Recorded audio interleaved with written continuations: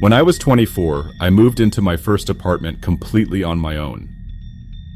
It wasn't anything fancy, just a slightly run-down one-bedroom on the third floor of an old brick building outside the city. Nothing creepy about it at first. Actually, it felt kind of peaceful. I liked the quiet. I liked that I didn't have roommates anymore. It was the kind of silence that made you feel like the whole world was pausing so you could finally breathe. But sometimes, silence lets you hear the things you're not supposed to. I'd been there about a week when I first noticed something weird. There were 3 doors in my hallway, one to the bathroom, one to my bedroom, and one that my landlord said was sealed storage.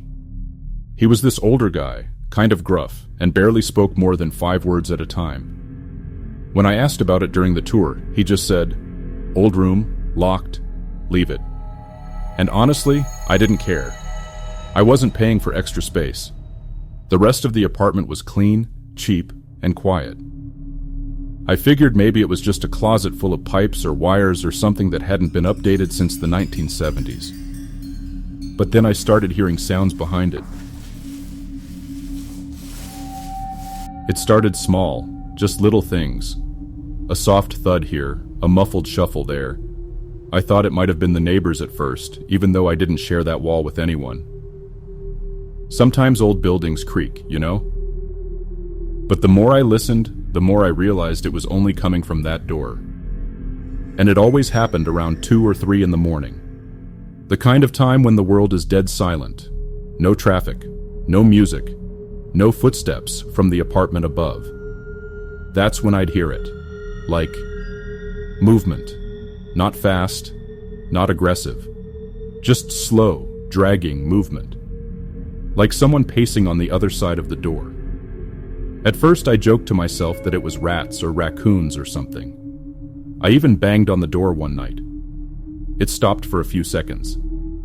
Then I heard 3 knocks back from the other side. I remember standing there in the dark hallway, heart pounding in my chest, thinking, that did not just happen. I didn't even have the guts to touch the doorknob. I just backed away slowly, turned on every light in the apartment, and stayed up all night watching TV to distract myself. The next morning, I told myself it had to be my imagination. I hadn't been sleeping well. Stress, maybe. New environment. I was wrong. Because the next night, it got worse. That night, I stayed up again, not because I wanted to, but because I couldn't sleep. Every little sound made my skin crawl. I left the hallway light on and my bedroom door cracked, just in case. Around 2:17 a.m., I heard it again. The dragging sound. But this time, it wasn't behind the door. It was in the hallway. Like something was moving outside that sealed room, slowly creeping down the floorboards toward my bedroom. I froze. The sound stopped right outside my door. Then silence. And then whispering. Not clear, not loud. Just breathy nonsense, like someone trying to speak through water. I strained my ears, trying to make out words, but it felt like they were meant for me. Like they knew I was listening. I didn't move. Eventually the sound faded. I sat there for over an hour, staring at the door until the sun started coming up. When I finally got the courage to walk into the hallway, everything looked totally normal. Except the sealed door, it was open, just a few inches. Now here's the thing. That door had no handle on the outside, just a flat surface painted over a dozen times. There was no way to open it without a key or a pry bar. And yet, there it was, open just enough to show blackness inside. No light, no walls, no floor. Just an empty void. I couldn't see anything, but I could hear breathing. Deep, slow breathing, like something was asleep inside. I shut the door as quietly as I could, shoved a chair in front of it, and didn't leave my room for the rest of the day.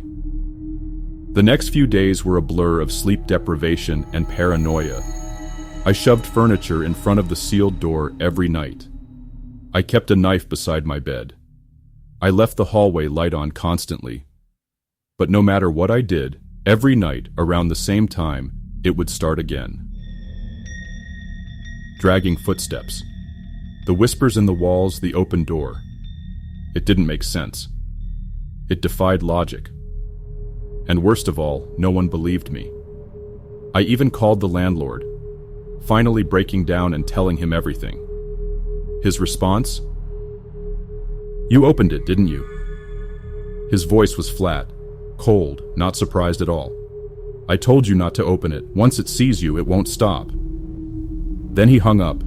I stared at my phone for a full minute, heart racing. It sees me. What the hell did that mean? That night, I tried to leave. I packed a bag, grabbed my keys, and made it to the front door. But the second I touched the knob, everything went black. I woke up on the floor hours later, in front of the sealed door, wide open again. This time, something was waiting. I saw eyes.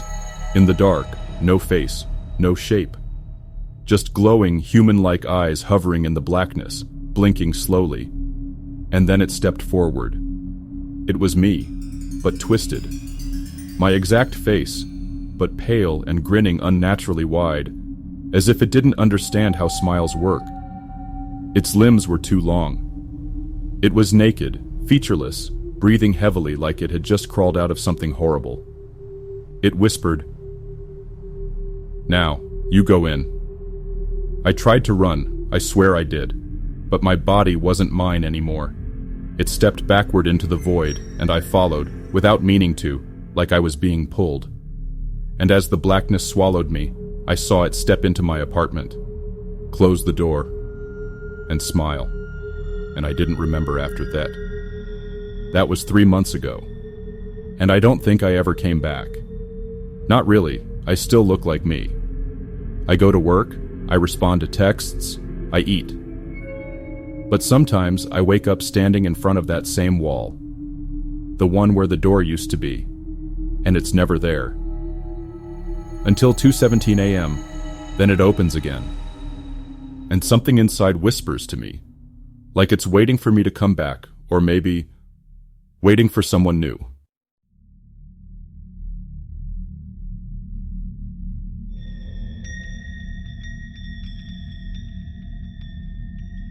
When I was 19, I lived with my family in a house on the outskirts of town. It was an old house, the kind with creaky floors and a constant smell of something that felt too musty to be natural. The rooms were spacious, but there was always an unsettling silence in the corners, like something was watching. At night, that silence became louder. It started with small things. A cabinet door left slightly ajar, the sound of footsteps in the hallway when no one was there, and cold spots in rooms that should have been warm. One evening after dinner, I was alone in the living room, sitting on the couch, scrolling through my phone. It was already late, and everyone had gone to bed. I heard the faintest whisper, just a murmur at the edge of my hearing. I assumed it was the wind, or maybe the house settling, but as I tried to ignore it, the whispers grew louder. It sounded like voices, low, unintelligible, murmuring. Curious and a little creeped out, I stood up and went to the hallway to check the rooms. As I passed my parents' room, I heard something even stranger, a loud thump, like something heavy had fallen. I pushed the door open, but no one was there. The room was empty and nothing appeared disturbed. I went downstairs to check the kitchen. Nothing. But as I passed the pantry, I froze. The lights were flickering, and I could see something moving in the shadows. It looked like a figure, too tall and too thin to be human. I shook my head, convincing myself it was just my mind playing tricks on me. But then I heard it again, the sound of whispers, this time clearer. It was coming from the pantry. I crept toward the door, heart pounding in my chest. I pushed it open, expecting to find nothing but empty shelves. But there, standing in the corner of the dark pantry, was a figure. Its skin was pale and stretched tight over its bones. Its eyes were wide, unblinking, staring directly at me.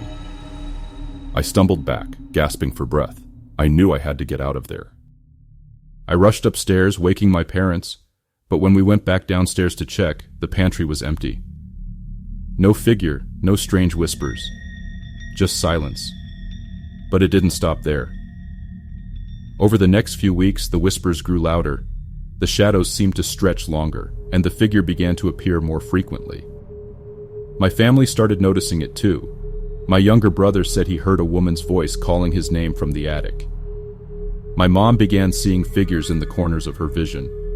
And my dad, who never believed in ghosts, finally admitted to hearing footsteps pacing around the house at night. One night, I woke up to the sound of my own name being whispered in my ear. I bolted upright, but no one was there. The air felt thick, like something was pressing down on my chest. I rushed to the window to get some fresh air, but when I opened it, I saw a dark figure standing in the yard, staring directly at the house. I screamed, waking my parents. But by the time they rushed outside, the figure was gone. The house felt colder, emptier, like something was lurking just out of sight, waiting. We moved out a few weeks later. The house was put up for sale, but I often wonder if the new owners ever hear the whispers, feel the cold, or see the tall figure standing in the shadows.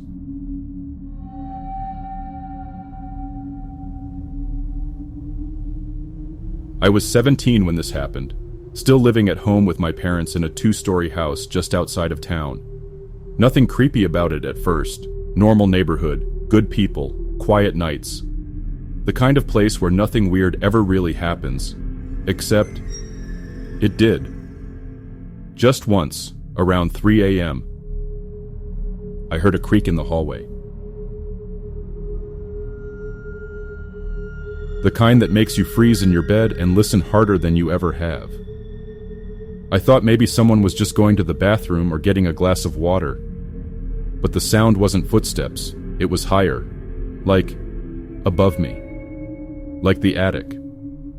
Our attic wasn't finished. Just a dark crawl space above the second floor with old insulation, cobwebs, and broken Christmas decorations.